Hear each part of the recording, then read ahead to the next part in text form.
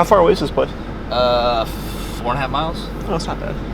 Yeah, I think if we do a dyno pull and get a baseline and then do the install and get it back on the dyno and see what we made. What is your gut feeling about all these parts? Do you think we're going to get in the neighborhood of 150? I think we'll be right in there, yeah, for sure. I don't know if we're going to come in 130, 140.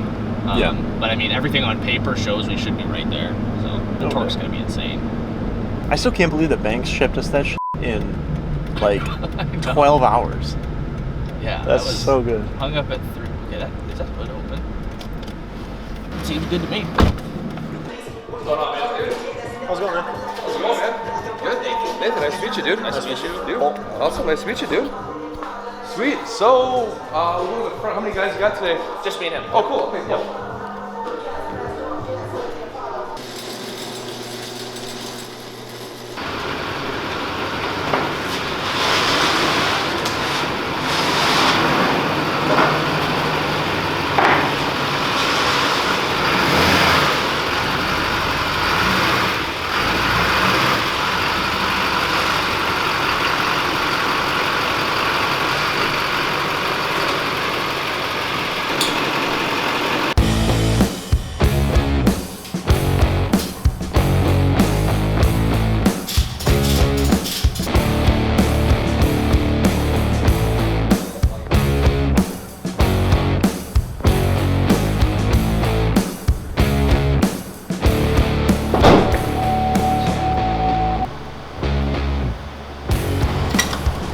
Always check the oil.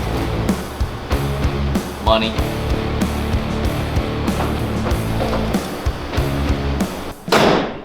Because this room's got mufflers. I designed this whole room. 12,000 CFM flow, closed cell room, span-crete walls, hardly any noise absorption outside.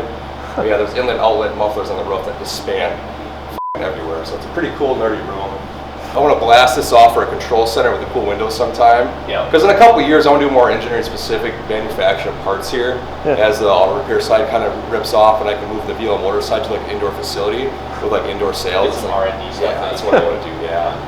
But you need money to do that. So for me, it's like I got to get the, I'll get the process of everything. I was kind of rolling with it here. What software did you use to design this room? It was actually, I worked with Christensen. Okay. And we just had I had 2 other engineers at the time. We just did all the math of the cell, the movement of the air. What sucks is the actual speed fans can outpower the makeup air unit up top. Okay. It kind of sucks, but it works really well. Big diesel's the only one that kind of cloud with the room, but it clears it really well. Nice, dude. I'll crank it up and see what I can do here. I don't think this is going to be too bad. Yeah, he's still got his everything. Okay, cool. So, yeah.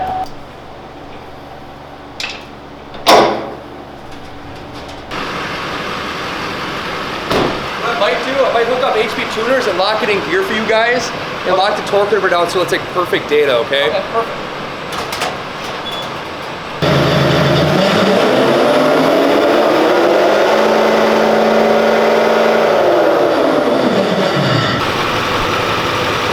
Oh,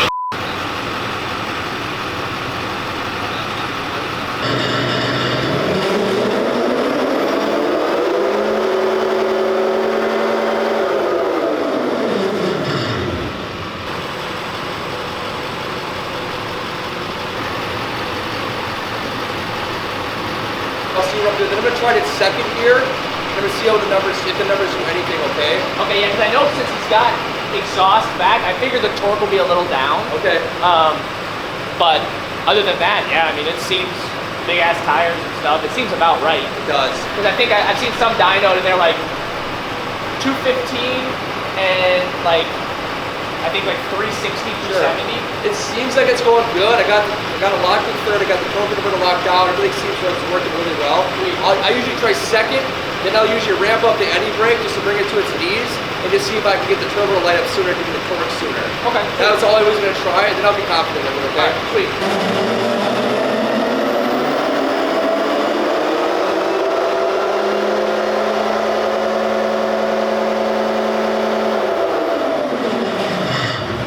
So now it starts looking like a diesel, not a car. yes, so you can really fuck up how you dyno diesels if you don't understand how a diesel engine works. Right. So this is what I have to do it a couple ways on some of these just to get them to light up. I'm gonna load it a little harder and see if I can get it to. It hardly made it to red line this time, Yeah. so I know I'm at the verge of it. Okay. I like these numbers to start with better already, okay? Yeah.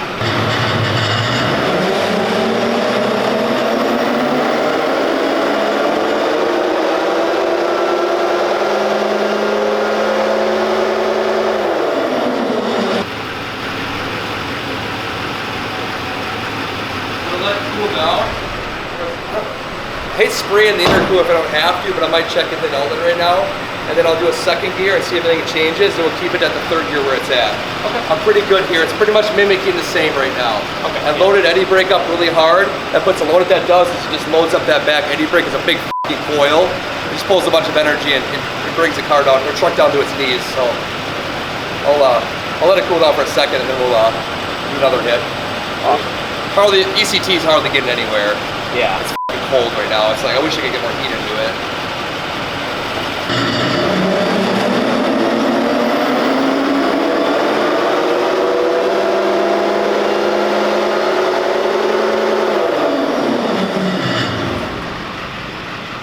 Second gear is just going to be a shorter gear. Right. And I If think we just, as third long is as stronger we're in this, the, yeah, I think third is stronger than second in these. I could look that up, but I won't do a pull and forward for Ben. I don't want to blow something up on him.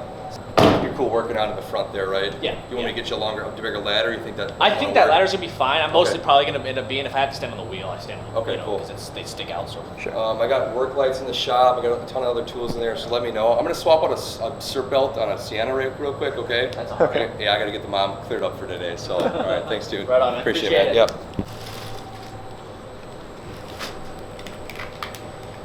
that is the 6-gun tuner with the Banks iDash. So it's got the sweet gauge mount one, which we'll get into that guy. I think this one has the data monster on it, so it's actually got like data logging capability.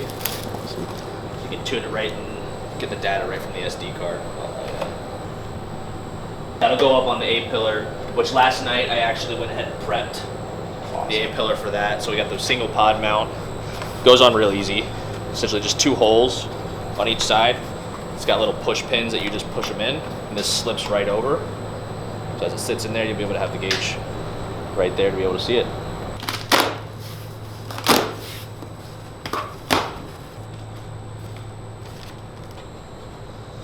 Power intake kit for this.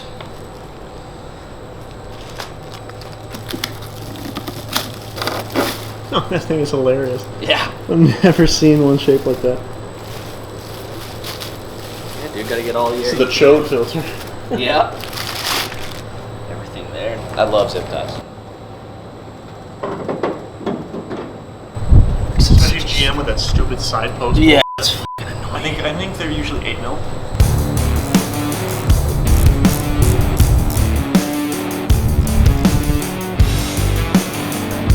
With this tuner, it's really simple.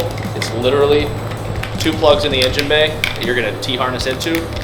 This harness is gonna feed inside. It's gonna be able to go to your, so you've got your gauge and everything like that, and you've got an OBD plug there as well. So that's, I mean, it's so simple. This tool right here is literally my favorite tool of all time. It snips zip ties completely flush, so you don't cut your hand on every single one of them, and it can act as a razor blade at times.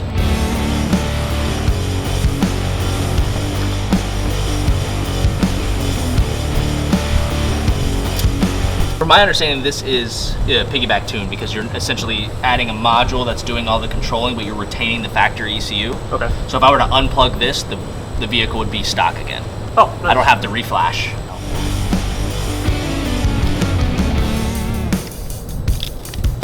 Yahtzee. Sweet. Click. You know, and I told myself I was going to wear gloves today. But I didn't wear gloves.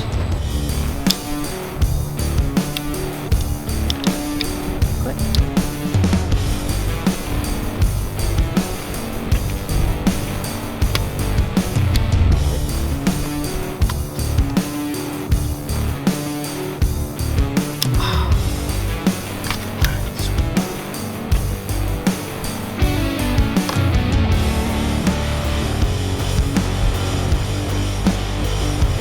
Security. I think the security torques to get that off.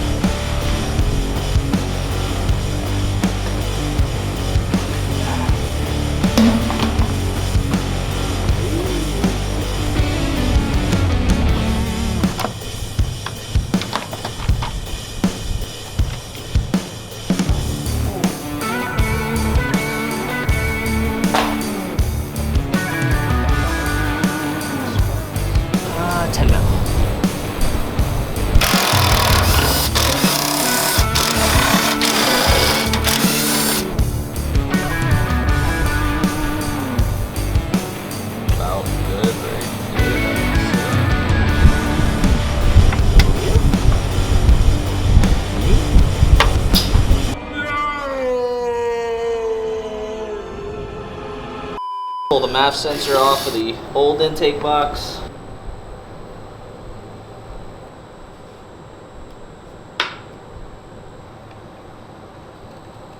Don't crank them down because they kind of sit off a little. You're sandwiching an O-ring. That O-ring will seal it. There's no need. So if you try to sandwich that down, you're going to snap off that little bracket right there. And she pops in. And there we go.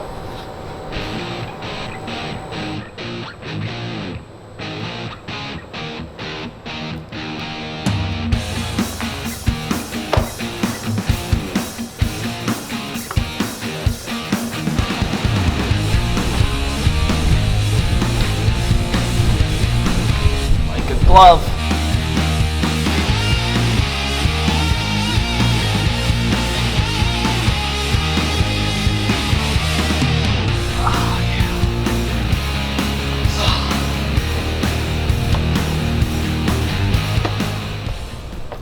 Oh yeah, she's good. Sweet.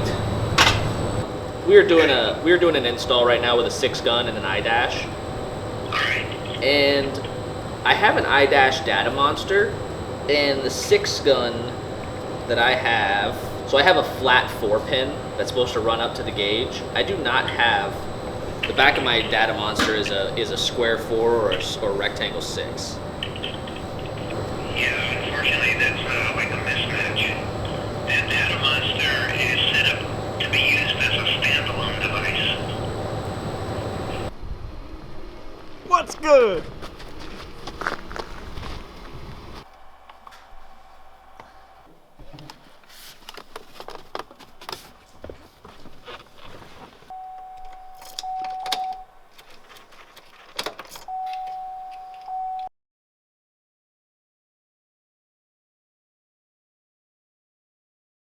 So essentially this weekend what we did is we installed the Bank 6-gun tuner and the intake. Went to go crank the truck and I got nothing from it. So I didn't get a click, I didn't get anything. Essentially every time I tried to do it, it just acted like nothing happened, like something was disconnected. So we started tracing down the wires, checking for voltages everywhere we need to do it. We pulled wiring diagrams. Nothing for the life of me made sense on where it was. We were on the phone with some tech support guys. We had power everywhere that we should have had power up to a certain point. After that, we didn't have power, and we still haven't figured out the reason exactly why. We're kind of led to believe it has to possibly be something to do with an ECM, and we're still kind of on the fence on why an ECM would have just all of a sudden gone out on us.